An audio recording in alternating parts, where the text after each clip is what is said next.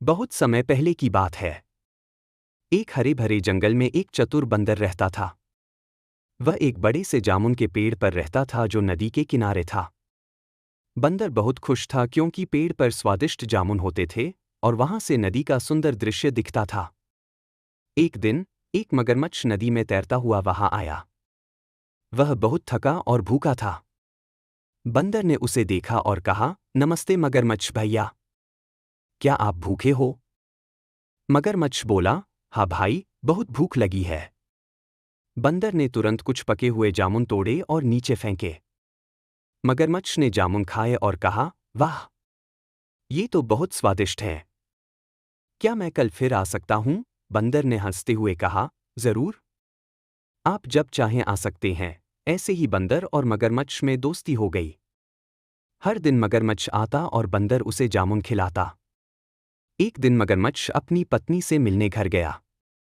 उसने अपनी पत्नी को बताया कि वह रोज एक बंदर से मिलता है जो उसे स्वादिष्ट जामुन खिलाता है।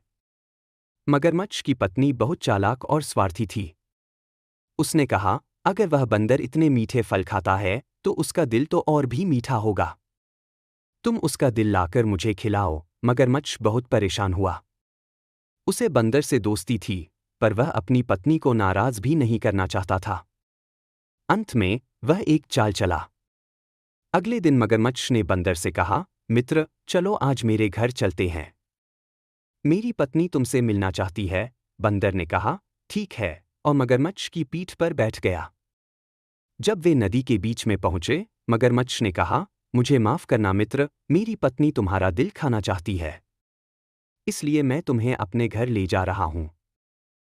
बंदर चौंका, पर वह बहुत चतुर था। उसने कहा, अरे मगरमच्छ भैया, आपने पहले क्यों नहीं बताया? मेरा दिल तो पेड़ पर ही है। चलो वापस चलते हैं, मैं ले आता हूं। मगरमच्छ ने सोचा वह सच कह रहा है और वह वापस किनारे आ गया।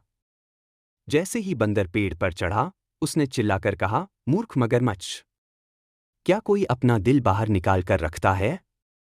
तुम मेरे सच्चे मित्र नहीं हो। मगरमच्छ शर्मिंदा होकर चुपचाप वापस चला गया। सीख, सच्चा मित्र वही होता है जो स्वार्थ से दूर हो। चालाकी और समझदारी से हम किसी भी मुश्किल से बाहर निकल सकते हैं।